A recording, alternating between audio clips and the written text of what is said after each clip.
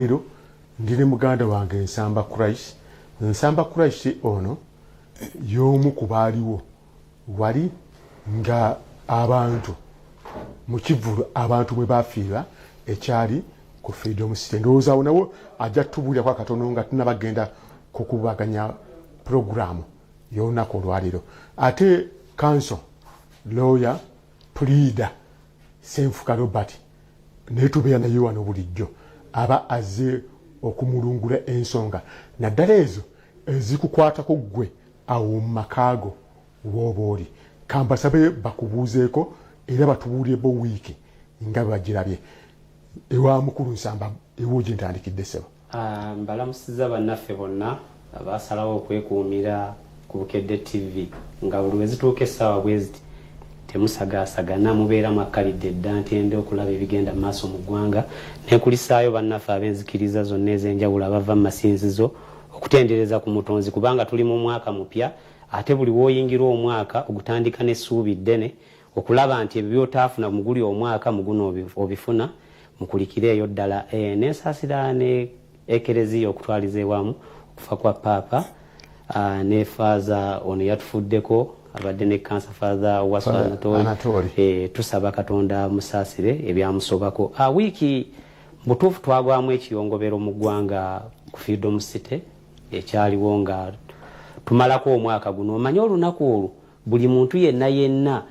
baba ayagala okuyingira omwaka mu ngeri nga bw'alabye. Abasinga babeera mu masinzizo, abaagala okubeera mu byamasanyu nabo babeerayo, naye kyali kikangabwa kyamaanyi nnyo ate nga kyajjira mu budde omuntu wali tokisuubirira kubanga nga bw'oyogedde bambala zaabwe naliyo nze kennyini ekivulu kyatambula bulungi naye communication n'ebulamu katono awo gye sisobola kunenyeza muntu era nga tugumya abantu bonna abaafiibwako abantu baabwe tusaba Mukama Katonda abawummuze emirembe kuba kati mu kiseera kino poliisi yatandika okukwata abantu. Omutegesi w'ekivulu Abbe Musinguzi bamukwata bamujja mu makage ne bamutwala kati kwe twogerera ali ku meere Ruzira joli abalamu ku Friday ne bakwata eyali MC yalangirira kwegamba ogenda okulaba nti embeera eno butuufu nze ku lwange sandyagadde kukinenyeza nti gundi ye mukyamu kubanga Katonda yagera yatuwa obulamu era yajjawo naye twebaza omukulembeze w'eggwanga His Excellency Yoweri Kaguta Museveni nti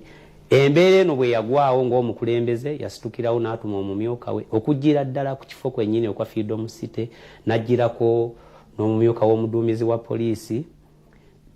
okujja okulabira ddala embeera we yagudde. Minisita wa Kampala Jatimisa Kabanda ne bawaako amataaba pulezidenti ge yaweereza ssente ziyambeko mu kuziika obukadde 5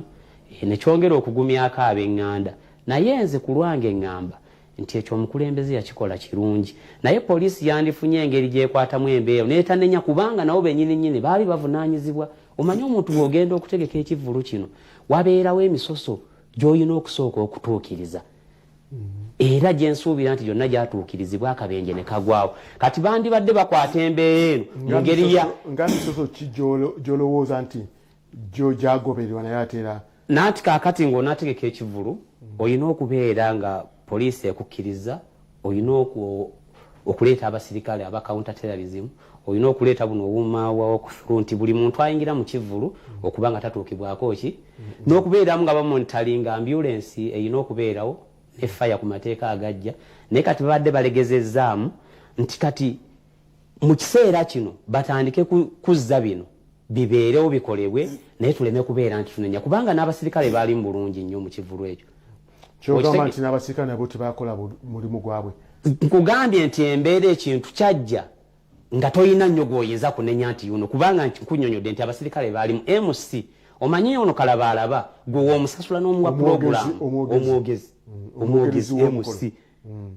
bw'okwata n'omuwa listi nti ku ssaawa 4:45 omuyimbi bw'ati yajja okubeerako ku ssaawa ezino kyekijjo ye agoberera listi gy'okoze eki ogenda okwesanga nti singa teyalangirira ate naye gwandi mubeeredde musango lwaki wavudde ku puroguramu zaize nakoze eki zennakuwadde. Kati obunafu obwo bwalimukko wakati wa poliisi eyali ekuume ya counter terrorism kubanga nayo bwe yanditunuulidde nti emiryango gisibiddwa yalimu kubanga abasirikale ekibeeramu baba tebazze nabo kusanyuka baba bazze ku monitoringa kifo kyonna bwandi badde obuvunaanyizibwa bwabwe batambule balabe nti kakati fireworks tuwulidde bagendeze abantu bagenda kuyitawo bwe bandirabye nga geeti eryemu tebandikkiriza muntu yenna kubanga mwalimu uber security bandi bayise ne bayimira ku geeti ziri tewandibadde wakulosinga genda eri mukakubaako abantu mwe bayita ate okufunirayo obuzibu obw'okuziira kati kyegga nti embeera eno yandibadde ekwatibwa kituwadde essomo ekyokuyiga nti ebintu ebimu tuleme obisaagiramu nti ate naffe abantu kennyini kubanga waliwo omwana yali mwana muto yafiirwa muganda we mwana muto ali myaka nga 13 muganda waafudde ali myaka nga 10 talina wadde essimu abazadde naffe tuleme nnyo okusuulayo gwa naggamba gy'osindisa omwana omusindikidde kaani agenda okgenda naye kubanga embeera eno yagwayo omwana yakubisa nze namuwa n'essimu nga ndaba omwana ali mu kutangatanga talina simu taategeeze bakadde ali mu kaseera kazibu ng'ate beetaaga okumanya nenkwata essimu eyange nasobola okubira bakadde bafune communication entuufu kakati yo poliisi neeyingirawo mangu DPC mwebaze w'ekatwe David Kamugira akulira bambega afande Ssennono baasobola okwangwa mangu ne bamanya nti abantu bo bwe bajjanga balinga babaleeta eno abali mu mbeera embi kati nga bo bana abalala balowooza afe bano batufiiza tugende nga tusanyuka ne bajja ne bajjako ebyuma abantu ne basobola okufuluma ne basobola okutaasa embeera wadde nti kyajja akaseera kayise era tusaba bambi abantu abaafa Katonda emyoyo gyabwe agiramuze kisa neyanza nnyo neyanziga endowooza ebyalo okubanga si emboozi ya leero tujja bikubaganyako ebirowoozo naye kanso senfuka mbadde nkusaba nti naawe ojja tubulya wano mu mateeka without prejudice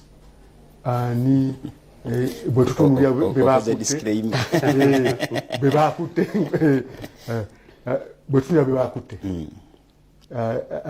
waliwo omuntu kyeyaŋŋambye nti abo bebakutte nti abo babatutte ku containinga mbeera so si kubavunaana kubanga nti emisango tegiri nti emisango gyabwe mizibu gyakubawangula Uganda nsi yakuddisa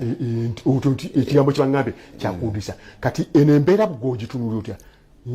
naye gwe ojjukira nti gwe engeri gy'olirooya omanye amateeka begana kukwata eri mu musango guli tukyalina obuzibu bungi mu kitongole ekyamateeka kitongole ky'amateeka kitwalibwa abantu bangi omu ku bo bw'akola era yonna sisitimu eba efudde omulamuzi owa poliisi akozesa state attorney ensobi state attorney n'akozesa omulamuzi ensobi kyovulanga emisango gya criminal 9/10 gigobwa lwa bulagajjavu bw'abanoonyereza n'abapoliisi ekitongole ekyo ekinoonyereza kuno kuwuddiisa be baakutte abe musinguzi no waliwo kye tuyita holding charge oba wali okiwuliddeko holding charge nti bakutaddeyo bakakanye embeera naye nga nabo abakutte tebamanyi kituufu kye bakutte one omuntu eyandibadde akwatibwa poliisi yakkiriza ekivulu ekyo okubaawo kubanga yali eri satisfied nti buli ekyetaagisa okukuuma security n'obutebenkevu weekiri kati musango kigwemazizza senga ekintu kiba kibaawo ekiri kiringa bunga nti emotoka yange eri certified okubeera ng'egenda ku luguudo n'ekozinga accident ate n'onkwata nti emotoka yandibadde tebeera ku luguudo it doesn't make sense ekintu ekirala abantu abandi badde bakwatibwa namba emu betwandibadde twaba mukomero olwaleero waliwo kye tuyita child neglect oba wali okiwuliddeko simanyi nalabye abaana abafiiridde mu myaka 19 bazadde baabwe bonna bandibadde luziro olwaleero nga teri yaweereddwa beyiro toyinza kwata abe musinguzi teweetaaga na kuziika omuzadde eyafiiridde omwana mu kivulu yandibadde n'okuziika teyeetaagibwa kubanga omwana abeera wa ggwanga ono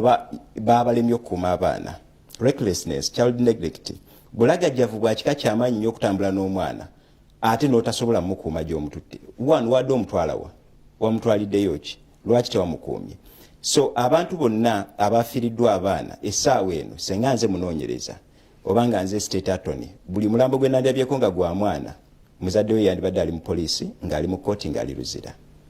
tuleme bitwala nti bya bulijjo abazadde nalabye dokita mulamba edokita n'obusiraamu musiraamu ogendawa kuba bo n'eddiini yaabwe bagaana okujaguza omwaka wadde ogendawa secondly abantu bayigirize nti omwaka kitegeeza emyaka gy'olina kwateri agenda kuvunaana mwaka guno ogugwako nga 3 Desemba bagenda kuvunaana myaka abamu emyaka mwagiweza mu gwa 8 abamu mu gwa 7 toyina kyokoze ojaganya guno omwaka okozeemu ki oguyingidde okole ki so abantu ababadde bakwatibwa si be bakwatiddwa singa nze munoonyereza waliwo ababadde bagamba nti poliisi yawa ono olukusa n'okujja n'erambula neewa n'amateeka nti mu kulambula kwayo n'eraba nti mativu era tebawaawo mateeka nti emiryango gino gyo giteeka gino okubanga gikula abo boogerako mu kulambula kwa poliisi nga kansu tannagenda waawo emiryango gyali miggule era nze nakwatira ddala enteekateeka eno nga balambula omanyi poliisi nayo oginenya okola ki baagiraga kubanga yagoberera luutu zonna swimming pool biki ng'emiryango miki ekivulu kyali kirina kubeerawo nkeera naye tekimanyiddwawo ani eyalagira emiryango gikole ki giggalibwewo anti kati gwe kenyini gwe atugambye nti bano era mu kivulu bajja ne babeerawo nga bakuuma baaliwo kakati bano balaba emiryango nga biggala aba counter terrorism be bataatwala buvunaanyizibwa bwabwe abaalimu ku kiseera ekyo ekivulu nga weekiri okulaba emiryango miggule abantu balatuka ku fireworks wadde miggale gigenda kukolebwa giti kati okuvunaana yaani nze ntegese ekivulu buli kye mwasabye nkitaddeko muleese n'abantu bamwe bakuume ne security engisasula security because musenguzi si security expert tabimanyi kyekireetesa wa security yadde ekola ki kyenvudde nkugaa nti holding charge era lawyer ali mu kuwuuta nkoko amanyi omusanga jagusenga kale mukama we ndowooza katukomewo ewammwe eyo tugenda kubalaga emboozi gye tugenda okukubaganyako ebirowoozo n'oluvannyuma bannange bano bajje babeereko nabo babannyonnyole ng'eki gye bagirabamu emboozi eyo Katekiro w'ekika ky'obwenengo bwa buge bwesiyakana ne wanyama emyaka 94 asizeewo okugabanya ebibuga bye ng'akyali mulamu eri abaana babiri ekyokulabirako abala n'okuwalenkana mu famire ng'afudde wanyama yisaba ne bonna situmu muga agamba nti abadde atandise okuwulira nti beekoze mu ebibwe nga kiyinza okuba ekyobulabe ng'afudde sindaba enehabo kwenitubyokwa wabula mbasaba abali bali munyala nifo ejuli otulaleero agamba nti ng'omukulembeze alitandisa kutunula butunuzi ng'alina okubeera ekyokulabirako omukulembeze bwa bugwe kubanga okubiika buli mitaano bunansindumalema nanu sigihaale nanu niniifa namaleera ali kidatu ninyagihuunya nasina munsiga nimukola mudiwahuunya nnyo jagala osigale wano mu maka niwema wengi nkyaliwo ojjanga okukunganye ojjanga okukunganya januari lumu bwe tuba tukyaliwo wanyama ne mukyalo luvala bawadde abaana bano omukisa abekyala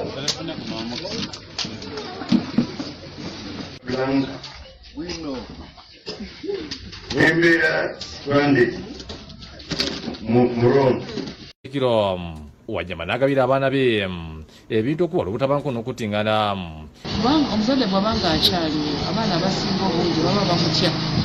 nga tebasobola kukola kamu naye omuzadde oluvaalo ati olufa waliwo abaana abalala batandika kamu oluusi n'osanga ng'abaana be basse bannaabwe olw'ebintu ng'ebyo so kirungi nnyo omuzadde bw'abanga okyali mulamu n'oyita abaana bo n'otuula buli omu n'omugabira abaana be bali babadde tebakkiriziganya naye ye abalaze omutima ogw'omuzadde okubagabira ebintu byabwe teri mwana gwe bawadde ekintu ng'ekizimbe adangamu okukitunda bakimuwadde takimu nze ndowoozaamu nti badde ngagamba nti ebyobugagga ebyo omukulu ono nze singa mbadde nze sandibigabye naye oyo esakka ntumwa yali eri mabiga wa kamera talabika naye ffe tubanga tumulaba emboozi eno bw'ogitunuulya erimu ebintu nga 3 ebikulu agabye ebintu nga akyali mulamu ne sente enkalu naaga naye nekyala ekyokubiri abantu kye batya ennyo abantu bagamba nti abaana bano abooluganda bano bw'oba oyagala obbakwasa obulungi babe nga bakulabirira nga bakyakutya ebintu sooka obikwate obinyweze togeza n'okola ki n'obibawa bw'onoobibawa bajja kubanga tebakyakweguya era bajja kukusuulawo bakuleke ogende okufa ng'obonaabona nsaba awo wetugenda okutambulira ffenna kanso ye ajja kutambulira mu mateeka ne mu buntu obwa bulijjo neggwe ensonga eno ogirabye otya? Kati ensonga eno nze bwenjirabye nsanyukidde ekikolwa kino kirungi nnyo ekyakatikkiro kubanga omanyi ba musajja mukulu bano balengerera wala ebintu bino ensonga tuziraga nnyo wano waffe gatali ku nfuufu. Ettaka ebyobugagga omuntu ng'afudde bireesa obuzibu bw'amaanyi nnyo wano. Ddala ogenda n'olaba abantu we balonda omusika nga famire abanga gwe bagambye nti byonna byebyo bitwali n'ogenda okulaba omusika n'atunda ennyumba ey'amaka, omusika n'atunda byonna nga teboogera, buli agezaako okwogera oyogera ngaani. Naye kati kyono waba yavuddeyo n'ayita abaana be amazeewo olutalo olugenda okubeera wakati awo kubanga buli omwamu wadde omugabo gwe ate n'ateekako n'obukwakkulizo temutunda kubanga mbibawadde ate ndabye bantu bakulu abamu babuvunaanyizibwa bongereko bwongezi bakuume ennono ya kitaabwe kubanga abaddeawo kyenja okubuuza kanso ne butakirizemu naye kanso yajja kitubulya nti obukwakkulizo obwo bukola mu mateeka naye ajja kukitulambulira mu lulimi lwabwe nti abaana bano ebiseera ebisinga babeerawo ne bagaana okulabirira bakadde baabwe. Nakyo kino kituwa ekyokuyiga. Yagala mukadde okuba mukadde olukuleeta mu nsi muno kati bano abaana taata waabwe yandibadde agamba baana bange mujje mutuulaawo nsazeewo ndaba ŋŋonze ngenda kutunda ebizimbe bye nnina e Kampala neerabirire, ngenda kutunda kino bantwale mu malwaliro geebwe, naye abawadde kibawe ekyokulabirako. Twagale nnyo abakadde wano tubalabirire ate ne bakadde baffe bwe baba batuuse okugaba ebintu ajja kigabe mu lujjudde ng'olwo okumalawo obuvuyo kuba kati bizaabwe bwe baba bampadde ewange tosobola kusaalimbirayo kubanga omanyi wali taata yawawo Christ n'obuwanike n'akola okiise na kusaalimba kubanga kuba kusaalimba bwe baba bampadde ewange n'osigala ng'ojja nti gwe totunda era bamusajja mukulu we bali awo bagenda okulingiza gundi lwaki otunda weewaawo nti mulimu era abajja okutunda. Tolaba kino nti yabagenda tajja kutunda wali wajja okugamba nze nali njagala taata ampe Kampala ate yampadde walala kati kantunda eno saagala ngende ngule e Kampala. Ebyo tebibulamu ate ne babawa n'omukisa abaana kubanga omukisa kikulu nnyo. Kati nze ndaba nti abaana yessaawa nammwe mubeere kino ekyokulabirako ate naffe abantu abalala bano abadde bakaalanire ku kye yabakoledde naye ate kino olumu kinafuya ddala kubana abaana abato tuba omuwa ebintu n'omuwanga obudde bukyali atandika okulaba mbadde noonya kukola nnyo okuzimba nnyumba nze ndaba taata yampa. Ekyo nakyo kireetamu obunafu. Kati baganda baffe abaweereddwa ebintu muleme kusuulayo gwa naggamba mukole nnyo ebingi mwongere ku taata wammwe bye yabawadde musobole ate okulaba nti mukuuma ekitiibwa kyammwe. Kangendeko kuwa kanso era bw'oba oyogera njagala nakano nako kasizeemu ddala wabaddewo obwenkanya taata bwe wawe asalawo naye waliwo obwenkanya omwana omu bw'omuwa e Kampala omwana omuwa Busia omwana omuwa Eggulu waliwo obwenkanyawo wakati obwenkanya ku bintu byani ffenna tuli baana anti ku bintu byani taata yatuzaalayo omu yagaba bya jjajjammwe oyinza okusanga ne mukubaganya yasinzidde kantandike ku kibuuzo kyo obwenkanya senga ebintu ebyo bibeera bya jjajjammwe nga kitammwe yasikira bisikiri awo obuuliza obwenkanya naye buno bwenkanya ku bintu bye bwe bibanga bibye era bw'abanga ali ku bya jjajjammwe mudduke ne mu kooti mulope nti kitaffe tagabye bulungi bintu bya jjajjaffe mugende naye tokoze bwenkanya naye bwebanga agaba bibye talina bwenkanya bwakoze oba bwatakoze. Tuddeyo mu nsonga z'amateeka mu mateeka poli kituyita gift intervivors nti nkuwadde mu bulamu ndowooza otera obisanga mu ddaame gundi namwa mu bulamu nsamba namwa mu bulamu gundi namwa mu bulamu era kuno talinaako mugabo bino ebisigadde bya gundi ne gundi oba mwongedde bwongezi naye kiri nakimwa mu bulamu tekiri paati ya ddaame. Bikolebwa nnyo naye ate ezo gift bateroziwa abantu abatali ba mu nnyumba abatali baana nti awadde omwana wa muganda we oba wa mwannyina oba mukwano gwe. Nsaba olindeko mu katono nnyo katuumulemu ku katono tukomewo kanso ensonga eyo agirambulire nga twaliwo kimutera tataaganya kyonna. ekyamuganda okula amasuka mukuba ku buliri naye obusiro bwakugamba wasanyusa n'okubasama n'okola otya. Tukuleetedde agatali kofuga wiiki mwe twegattira naawe ne tukubaganya ebirowoozo.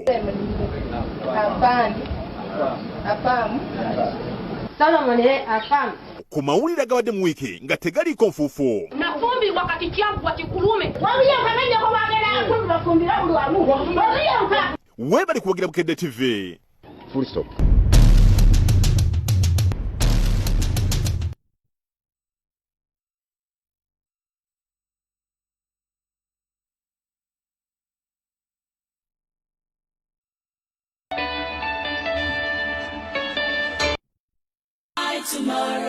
Lyantonde School of Nursing and Midwifery ly'essomero lyokka erina obukugu okutendeka bannansi sako n'abazaalisa. Lyawandiisibwa ekitongole ky'ebyenjigiriza era ne likakasibwa Uganda Nurses and Midwives Council era nga tutuula ebigezo bya UMINEP. Kale gwe yayita Sciences okubala n'Oluzungu jangu weewandiise. Tusangibwa Lyantonde ku luguudo lw'Embalala. Okumanya ebisingawo tukubire ku noti 786 73 75 39 oba noti 756 43 9 oba tusange ku email ya Solomon afam ku mawulire agabadde mu wiiki nga tegaliiko nfuufu. nafumbirwa kati kyaggwa kikulume waliyenka nanyako bagera bafumbira buli wamu waliyenka weebali kuwagira Bukedde TV. Full stop. Era nga naawe ebbugumu ly'olinaawo ng'otulaba n'abali wano lye tulimu sakka ntowaye n'ebibuuzo byambuuziza ekisooka naŋŋamba nabenja bibuuza kanso ono nti waliwo omwana asobola okuddukira mu kkooti n'agamba nti taata tiyatuwagabanyiza bintu bino mu bwenkanya oba taata bw'anyiigira omwana ono gw'awadde akyasobola okugamba nti asobola okukyusamu mu ndowooza ye naye ebyo kanso anaabitubuulya kagende mu maaso ssebo. Okusooka n'ekibuuzo ekisoose nti waliwo omwana asobola okugenda mu kkooti. Kisoboka kya mirundi ebiri. Taata agaba ebintu bye. Ebintu byabigabi naye ayinza okubanga mulalu.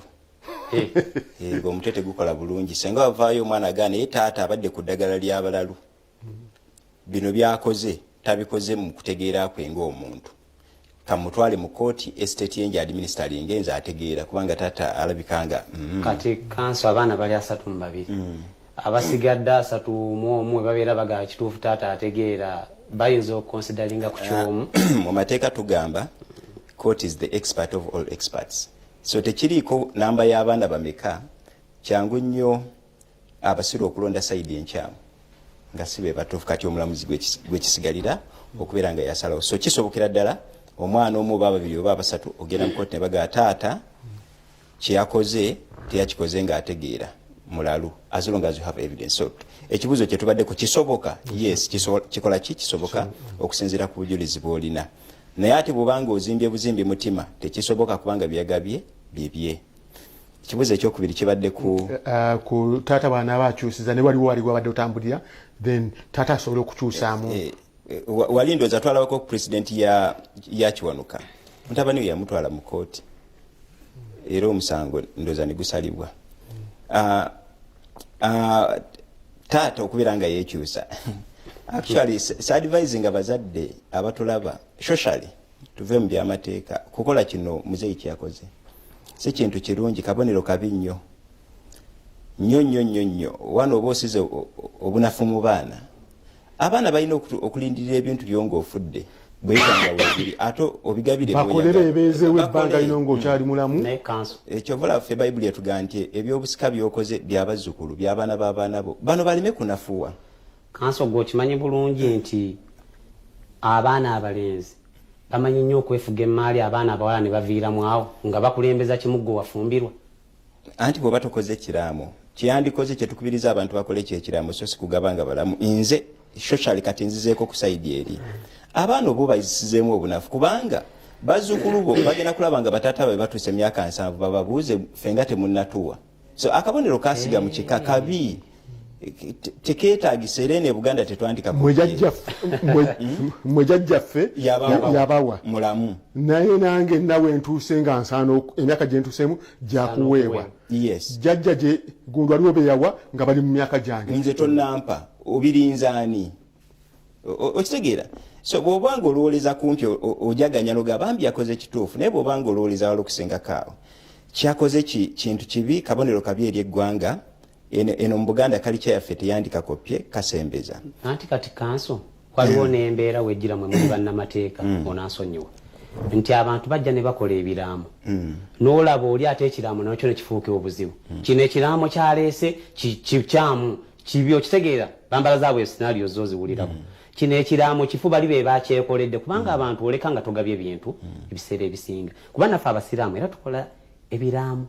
buli wayitawo ebbanga okyusa n'okola ekiraamo kirungi nnyo ne basobola kitunulako nga bagaba emmaali naye abantu nabo ebiraamo bino bagenze babinafuya nnyo ne baddukira mu makooti ekyo kifu oli yakyewandiikira kigenzagenzi entereka y'ekiraamo n'abakikoze n'enkola gy'okikoze mu byebikulu byandifokasinzeeko okwewala embeera eyeriwo kubanga kooti ebiteekeddwa okuba mu kiraamo mwebiri nti mwebiri yakikola ategeera nti yali ategeera nga omutwe mulamu baasi bw'ogabye bw'olina okukola ki okugaba ng'ogoberedde ne gye bayita succession act abaana abato balekedde ebyabwe abaliko obuzibu ku mutwe balekedde ebyabwe bulungi bannamwandu bawadde ebyabwe tobigabye ekyo nakyo weekiri so ng'ate era bw'oleka togabye amateeka gayina engaba gye gabikola ki gye gabigabanga mu luganda bwe baga nti kyofa togabye walumbe yakigaba thirdly muzeeyi teyagabye mu mutima mulungi mwe mumutendereza naye alina omutima ogusinga okubeera omubi muzeeyi alina omutima omubi nti ne byagabidde teyabawadde yabagambye mbawadde naye temutunda oba ompadde bisigaze lwaki tobyesigaliza n'olinda n'ofa kyogamba kyeyabawadde obutaano bwe bulinga bwe baba ze sente zeyabawadde bwompa n'oŋŋamba nti totunda oba tompadde kiba kyange gwe bwe nkuwa essimu yange nega essimu yino naye togitunda eba yiyo basikuwadde so muzeeyi yadde azanya katemba talina kyamakulu kyeyakoze era byakoze tebigasa byabibawadde alina obikkatiriza eno mu ddaami nti gundi namuwa wano ne gundi namuwa wano because omufu bw'oba ofa katugambe nti yagabye mu bulamu tukitwala ng'eddaame eri ery'omu bulamu bw'ofa n'engalo tuzifunyulula toleka mateeka olaba we bakuziise we tukuziikulula nga wadde wagamba nti we banziise tebatundanga gwengaani omufu taleka kintu ku nsi so bw'abanga yabadde agaba in contemplation of his death yakikoze bubi era byeyawadde teyabawadde kitegeeza byabawadde akyabiinako obuki obuyinza gambye nkuwadde naye tukola totunda wadde mbokuga nti wenakuwa tosangawo olwogi oba ebbaala abakuwadde kubanga kyompadde mankinako obuvunanyizibwa tosangawo omuzikitisi mwana wange oli musiraamu naye togeza ngaawo era abaana baabwe simanyi ddiini gyasoma naye bw'abanga abadde mulokole omwana n'asiraamu kagenda bimujjako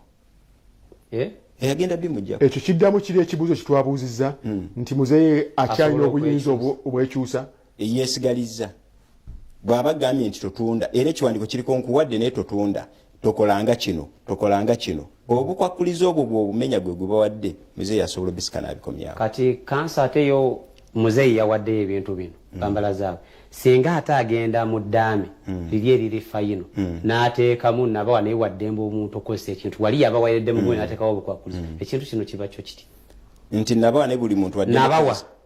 wali nga mataddeko akakwakulizo naye buli omu waddemba okozesa muzeeyi byayogedde tebikyuka na kiraamu kyagenda kukola tayagala bakole ki ebintu akyabiraba ng'ebibye ekyo kyetugambye nti n'abaana abazzukulu banakula bajja kugamba kitaabwe ffe nga totuwanga taata yakwera ku myaka 45 nze ndi mu 5 lwaki tompa naye bonna abafu abakola olugezigezi nga bagenda n'ebintu mu ntaana nze nguze ettaka lingi ng'akakwakuliza akasooka nkwadde yiika 5 naye totunda nga nze awo wensooka okugula ate n'ogulawo biba byono gwe wabiwa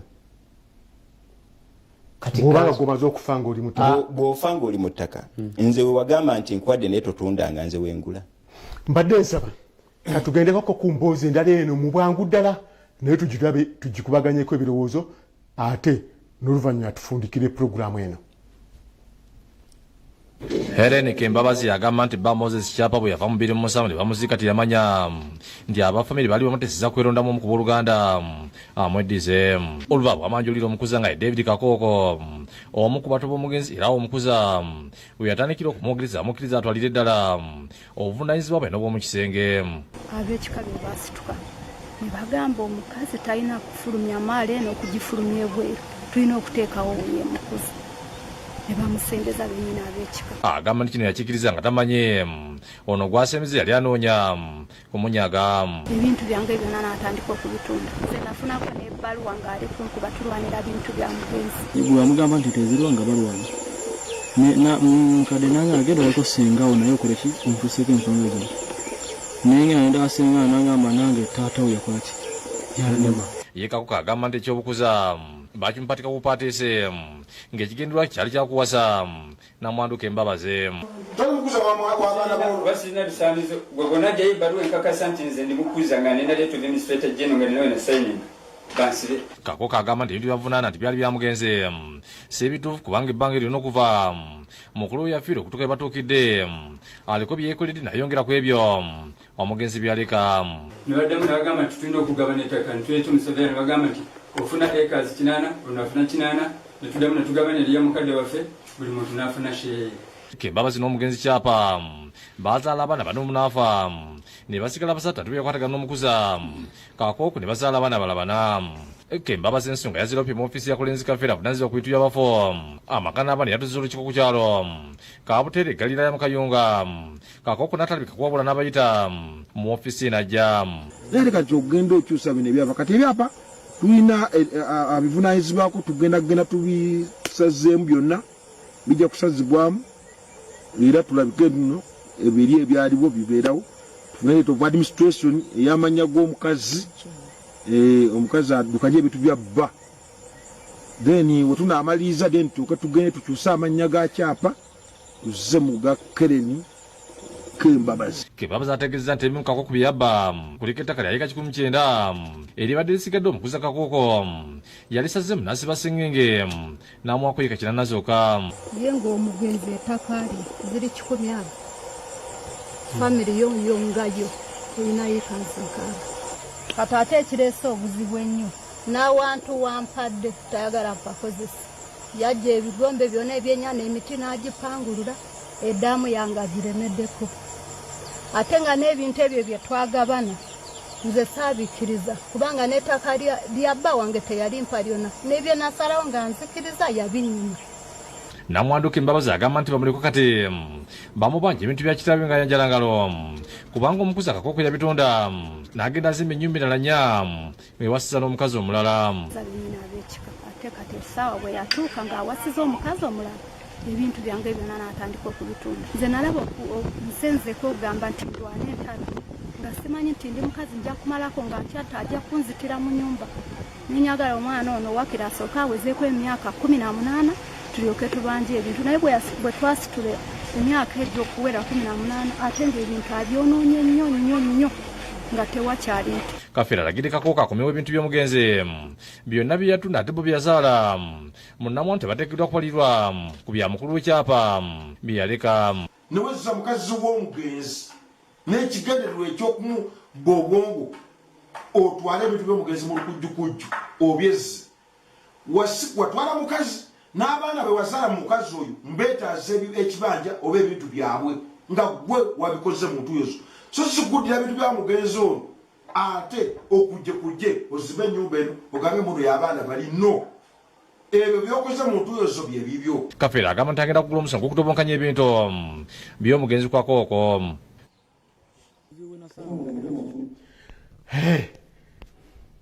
Bw'otunuulira emboozi eyo ndowooza bangi eyo naddala gye buvuddeko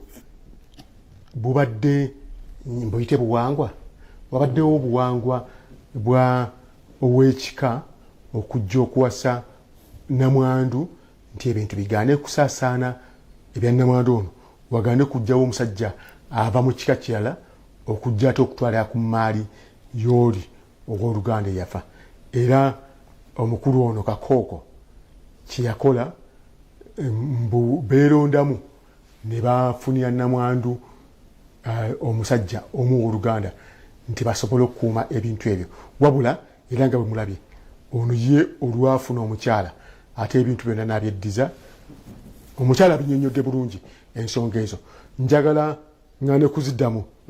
ensonga ezo gw'ozitunuulidde otya. Kakooko mutuufu, omukyala mutuufu, ensonga zakyamirawa? Ensonga we zakyamira mu kusooka nti omukyala baamukwata ketuyita okukwata obwongo ab'ekika ne batuula nti muno mwennyini mwe muyina okuva omukuza ekintu ekikyamu kubanga si be baali balina okusalirawo omukyala ono omusajja kigwalina okufuna baawe we baali bakola ebintu yali avudde mu bulamu bw'ensi eno. Kati ab'ekika bo we baalaba nga emmaali egenda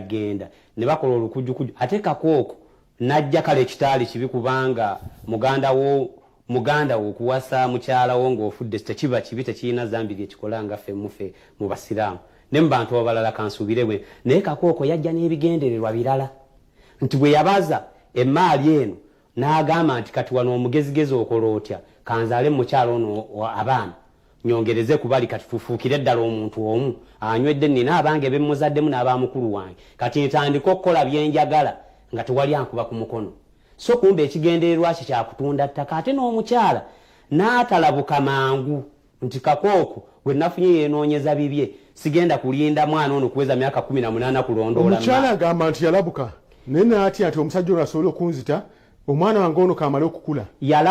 okukula Kakooko ntumuggyeko ebintu yalabuka obudde buweddeyo kubanga Kakooko ettaka lye yatunda kati balina olusozi lw'amaanyi nnyo ojja kusanga we yatunda baazimbawo amayumba abalala baatwalawo dda kati olwo nagwo lutalo lulamba okulaba nga anunula ebintu bino bizza so singa yalabukirawo Kakooko ono ne bwe yandigambye nti tutundeko 2 Kakooko nga wajja kukuza baana oli mukuza eno gye tuyingiridde ate okusaanyaawo emmaali n'afuna be yeebuuzaako ng'obudde bukyali ebintu bino tebyandigenze kati wabula ebintu ebisobola okutaasibwa Kakooko bimugibweko mangu bwe wabeerawo ne chance esobola okujja ettaka liri alijjeyo ate era kituufu awe bano abaana be ku mugabo guno tebaliko ogwa muganda we ye yajjirira mission naye yeetaaga kufuna kintu na kimu ika 10 mwana yeetaaga azizze namwandu kuba kati agambye abaana batandise omubanja ebintu ye Kakooko afudde bya lubalaato okumanya Kakooko muzibu ettaka bwe yatundanga ye n'afunako n'amayumba gyagula ng'omukyala wagambye n'azimba kuba we yandigaye nti bukyala tuli bumu wano tutunzeewo ko ketugire tukola development yino twekulaakulanyizza bwetu kyosanga n'omukazi tiyandituuse naye omukazi agenza okulaba yasigana ebyo nga n'akatono akasigaddewo Kakooko agenda kukatwala Kakooko bamuteekereko ddala amaanyi azze ebintu yajja kukuza n'afuna essanyu kubanga kintu kya mirundi ebiri waliwo omuntu gwe bagamba nti mukuza nga naye tajjidde ddala mu byabufumbo oli yajjira ddala mu byonna nakigendererwa kyakusaanyawo bintu mukyamu kanso waliwo kyetutaalaba bulungi mu mboozi eno naye nga tusobola okukikuba mu ttooki kyekyobufumbo buno obufumbo buli mu mateeka ag'obuwangwa buli obukadde bwa omugenzi na buno obupya obwa Kakooko njala tubukube mu ttooki obwo bwe bwanga buli mu mateeka ag'obuwangwa ag'eddiini aga gavumenti Kakooko ono bwe bwanga obufumbo nga buli mu mateeka talinaako ko mugabo gwonna ku byobugagga bino era abaana ba Kakooko baazadde mu mukyalo ono mukyala we nti senga baba tebaliiwo kati katugeze nti Kakooko era ekizibu bwagenda n'afuna omuntu amulabula Kakooko omuntu muzibu nnyo mu famire eyo asobola okutta namwandu natta n'abaana abatuufu kubanga ababa basigadde okufuna ku bintu ebyo abali okumpi mu Luganda n'omukyala n'abali okumpi mu Luganda n'omugenzi be babeera abaana ba Kakooko ne Kakooko bano abaana abazadde mukyalo ono omukyala ng'alina obugabo mu estate kitegeeza nti omukyala bwafa abaana be basikira kyandibadde asikira ku bbaawe omugabo gumuweebwa amateeka yiika ziringa mu 5 awo z'abalina okufuna ku yiika 15. Omukulu mu gavumenti ayogedde bulungi ebyamateeka abijjeeyo ku mali y'omufu egabanyizibwa etya ereebera etya abaana ba Kakooko tebalina mugabo Kakooko talina mugabo mu maali ya muganda we omugabo ogwo gwa nnamwandu n'abaana b'omugenzi naye ono yafuna letters of administration nga atunda era yazijjawa ani ye kenyini yeeganye n'agamba nti baleete obujulizi obulaga nti mukuza kubanga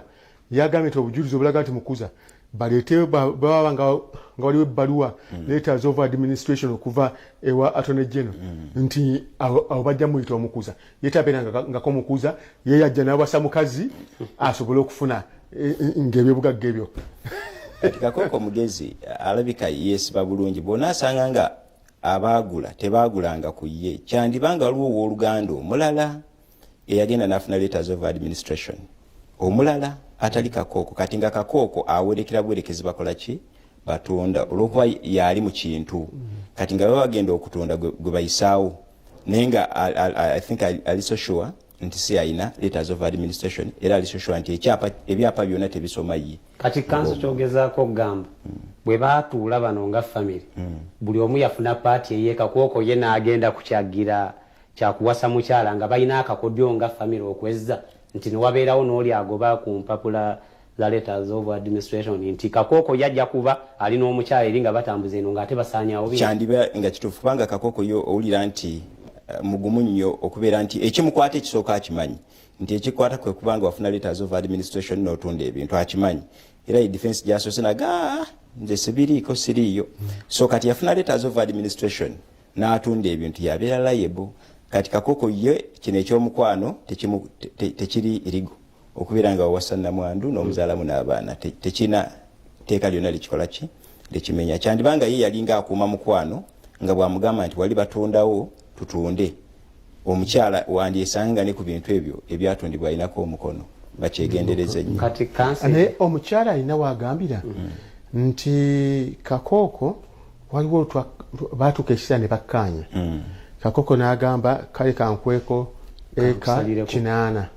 nindi ate ne8 nakyo bweyasaanyaawo eri nakyo kati atanzikija kyotanzikiza kikoleramu ekyo kyembadde nkugamba endagaano eyo yali wakati waabwe eyo esobola okustandinga before the law kyembadde nkugamba nti mu kutunda kwonna okwali kukolebwa kyangu nnyo okusanga omukyala omukono gwe gwalingako kubikola ki kubitundibwa naye kinava wiika zino ekinana bwe zibanga zikyaliwo zijja kubaza abaana ng'omukyala omugabo gwe yandibadde afuna mu estate yagulya ne Kakooko so kyandibanga omukyala ayinza okubanga omugabo gwe tegujja kuvaayo naye ng'ogw'abaana gujja kukola ki kuvaayo kuba bwe kinaasangibwanga ku ndagaano ze yakolanga kwateekebwangako emikono gwaba yatunda guba gwali muki mugabo gwe as long as abaali batunda baali ba administrators nga bakoze inventory nga bakoze neutral account mu court bwe bate byakolebwa ebintu bye batunda bya estate eyagula bw'abanga teyakola due diligence nti kubanga bw'oba ogenda ogula ekintu ky'omufu osooka kubuuza bamulekwa beebaani bannamwandu beebaani bw'obanga tukoze kubuuza ng'ebintu bino byava mu manya ga administrator ne biyingira mu manya g'omuguzi ebyapa ebyo byonna bikyasobola okusazibwamu kubanga aguze ku administrator abataguze ku nannyini aba aguze ku mukuumi abantu abasinga kye batamanyi kati nga oggyeko poliisi okujja okuyingiramu enkola ya poliisi omukulu ono emala bumazi omukyalo ono n'abaana be oba bakyetaagayo process endala gye basobola okuddukiramu actually gw'omusango si gwa poliisi okujjako poliisi weyingiramu nga letters of administration ezakyusa ebyapa zaali forged nti bazijja ku Nasaloodi bakola kino awo poliisi wekola ki weyingirayo naye senga oli yagenda ewa administrator general ate asooka mu ofiisi eyo ey'omwami Kafeero n'amuwa ebbaluwa ezimutwala mpaka mu kooti mpaka ewa administrator general mu ofiisi eyo mwasooka sobanga mwami Kafeero baamufera that's not a police case, it is a civil case. Oyina agenda bugenze mu kooti eyagaba letters of administration wezibayo ne bazisazaamu ne bagamba ono accountingira ebintu byatunda n'ababigula nabo babisazeemu ebyapa byabwe as long as bikyasobola okudda kubanga ekyapa kasa kikyuka abamu bakiyita mirundi 3 naye senga kikyuka nekiva mu mannya g'ono administrator nekiva mu mannya g'omufu nekigenda mu administrator nekiva mu administrator nekigenda mu mannya g'omuntu omulala nekiva mu g'omulala nekidda mu g'omulala kyandiba ekizibu ekijjayo mu principle gye tuyita bona fide purchaser for value without notice as long as yagula yali talina kakwate ku bagenzi obanga tamanyi naye kayunga eyo kyangu nnyo okusanga n'abagula ba Luganda baba niba sebye ebyapa byangu byakusazaamu kakati okwewala embeera eno nga process eyo bano nga bagitunuulira nga ne Collins Kafeero naye akyabayambako okutambuza ebirala nga bebirina okutambula magezi kigiwandi bawadde bano omukyala n'abaana ettaka lyonna balikwate balisibeko caveats ate caveats ezo zandibadde ziva mu kooti mu kooti oba nsaba okiddemu bulungi sebo omukyala oli abo boogamba abo babyalo bateeka okuba nga balaba waliwo n'abantu abalala balina ebizibu ebifaanakanako ng'ebyo nga banetaaze okuweebwa amagezi mwami Kafeero ayamba abaana abo mu ofiisi ye eya administrator general esibe caveats ku byapa byonna ebyatundibwa bwemala obisibako ofiisi ya administrator general yevunaanyizibwa ku bintu by'abafo gavumenti egiwa ssente egifacilitatinga inaba attorneys ba state attorneys abasasula gavumenti bakwate omwami Kakooko bamutwale mu kooti ne banne basobola okuyamba abaana nnamwandu okumyawo ebintu ebyo naye nga gye bayita panado oba penikira therapy gye beetaaga amangu gano kudduka enkya bateeke caveats ku byapa ebyo byonna kubanga bigenda kuloolinga bitambule mu mikono gy'abantu bangi kooti etuuka obisazaamu nga tebikyasazikamu nga tebikyadda mu manya ga famire balina kikola mu bwangu ng'osibula ebigambo bitonotono nga nsiibula abantu kati kino kituweera eddala ekyokuyiga nti obuzibu nga buno nga buguddewo tuleme kwemalamu nnyo nti omuntu azze kuba si ku mukyala n'abalala ab'emikwano nabo babeerayo omuntu asobola okujja n'agamba tukole mu kino ate n'amala n'akola ki n'akwekyusiza abantu bangi nnyo eyo abalina ebigendererwa byabwe ebirala kati kino ekyamukyala munnaffe Eren ne bannaffe abalala bonna abaliyo kituwe ekyokuyiga nti toddiranga kutabika mukwano mu byanfuna. Sebo ebigambo byo ebisembayo ebigambo byange ebisembayo biri ku njaguza ya mwaka abantu bagenderere nnyo nze abantu bagedde yangamba nti kuliko okutuuka mu mwaka ne mbagamba mwebale tusanga ogwange nguyingira mu gwa mwenda buli lwempeza emyaka ejjange omwaka mba ngukoze eki oyingidde guno ogwammwe mutusangayo busanze nga ffe twayingirayo dda so enjaguza bagamba ekinyumu ekingi kyaleka emmesa obuwuulu naye abazadde mufuusa abalagajjavu ennyo olw'ebinyumu so nga wano tulina media stations kosobola okutula ewaka n'ojaguza n'abaana bo ng'oli mu ddiiro lyo ffe bukedde yatusanyusa fraut tetwasanyuka oddiiro ki abaana ba myaka 2-3 n'obaleka mu nnyumba bw'osanga nga beeyokyezza oba bw'ogenda nabo era bye ebizibu ebibeerayo abazadde muzaale abaana nga mwagala so si myaka nti twakuze maama mangi omuzzukulu mbagaliza omwaka omupya ogwammwe ogw'emirembe sebo tuyanza nnyo tuyanzege nange akalowoozo akange kali nti omwaka tigulinga luggi nti wagguddewo wavudde kati mu kisenge ekimu wayingidde mu kisenge ekirala nti byonoosanga mu kisenge ekiri ekirala byanjawulo ku byovudde eno mu kisenge era tigulinga nnyanja nti obadde ku nnyanja nga amenyingo g'amaanyi nnyo n'osomoka kati osituse ku lukalu embeera yanjawulo omwaka ebintu nga bwe byabadde omwaka ogwedde naawe eyayingidde omwaka guno embeera egenda kusigala nga yemuso ebiseera ebimu twewalenga nnyo ebintu ebisobola okutusuula mu ntata nga tulowooza nti tuyingira omwaka ogujja mbadde njagala nkusaba ekyala nti tusinkane kusaba 2 ez'ekiro tusinkane eri ku Bukedde TV2 ngenda kubanga nkuleetedde ebyewuunyisa ku ggwanga lya South Korea okimanyi nti South Korea bonna balina birthday emu ate buli mwana azaalibwa asusiza mu mwaka gumu n'ennaku olwo ku lunaku lw'abazaaliddwa tusinkane ku Bukedde TV2 nga nkwetedde emboozi eyo olunaku olwaliro mbadde ne muganda wange Christ Nsamba omuyimbi oyo namulenge yakwanira nga asunsula abayimbi sebo weebale nnyo weebalidde mukadde wange sebo nkwebaza nnyo kulwa abantu baffe ndowooza bayiga kinene nnyo kweza ensonga zoba baweereza zoba babuulidde bwolabikako wano sebo weebale nnyo weebale ddala tusigale olunaku olujja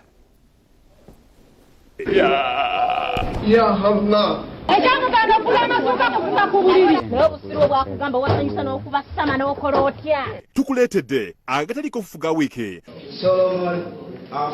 mwe twegattira naawe ne tukubaganya ebirowoozo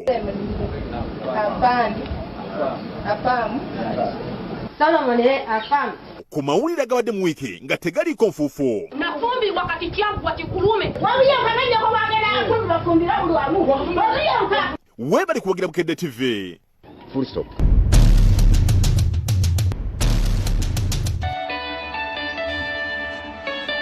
Ekiddako ku Bukedde TV nga kiwagiddwa. Osobola okugula Azam Kit ku mitwalo 13 gyokka oba decoder ku mitwalo 7.5. Olinyisa omutindo oddeku Azam TV okujjudde emikutu egy'ebisanyusa laba firimu z'Abannayuganda obuzannyo ku mukutu ogwa Channel U. Ekiddako ku Bukedde TV nga kiwagiddwa. Osobola okugula Azam Kit ku mitwalo 13 gyokka oba decoder ku mitwalo 7.5. Olinyisa omutindo oddeku Azam TV okujjudde emikutu egy'ebisanyusa laba firimu z'Abannayuganda obuzannyo ku mukutu ogwa Channel U. Leero nga luwagiddwa. Tukwaniriza ku Trinity Love Schools Nyanama, ssomero ly'abawala n'abalenzi okuva ku nursery paka ku P7 era nga lirina ebisulo awamu n'abo abava ewaka. Leeta omwana wo ku Trinity Love School. Soft Care Petal Care has a floating design that perfectly fits. It reduces 70% friction on skin, absorbs fully and blocks leakages from both sides. Soft Care, yeah. Oboto Hill School na Mulonge ly'essomero lya secondary lyokka eryegulidde erinnya mu kuyita obulungi ebibuuzo tutwala abawala n'abalenzi era ng'ebisale byaffe bisoboka buli muzadde n'olwekyo mwana mukolerere nga omuleeta ku Oboto Hill School na Mulonge tumutumbule.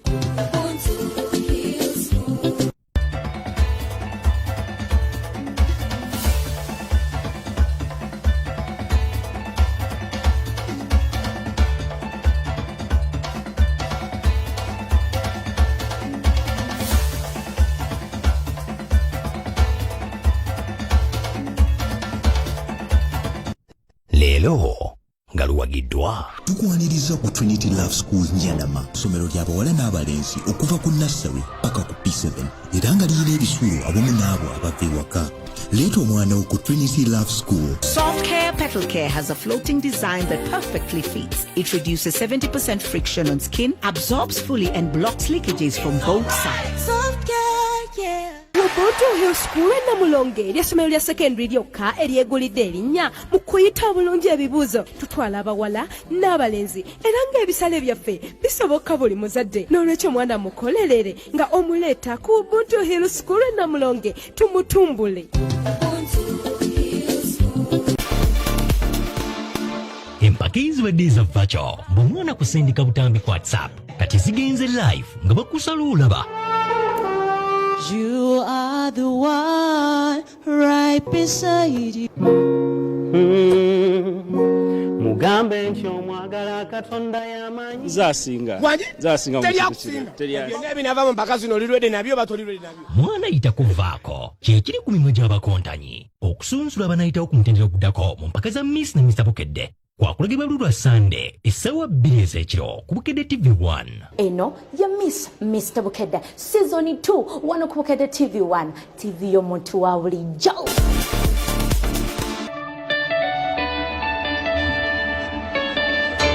Abakaka be babintumye bekokola bava babafiitina Omusajja nakuyisa ng'omusibe gundi buli lwovaawo naye nga watadde gwokolimbo Obulajji wayo badde ontiisizza kakati badde mbuuze kyakutuuka ku nkuba ettale n'aliseewo abayo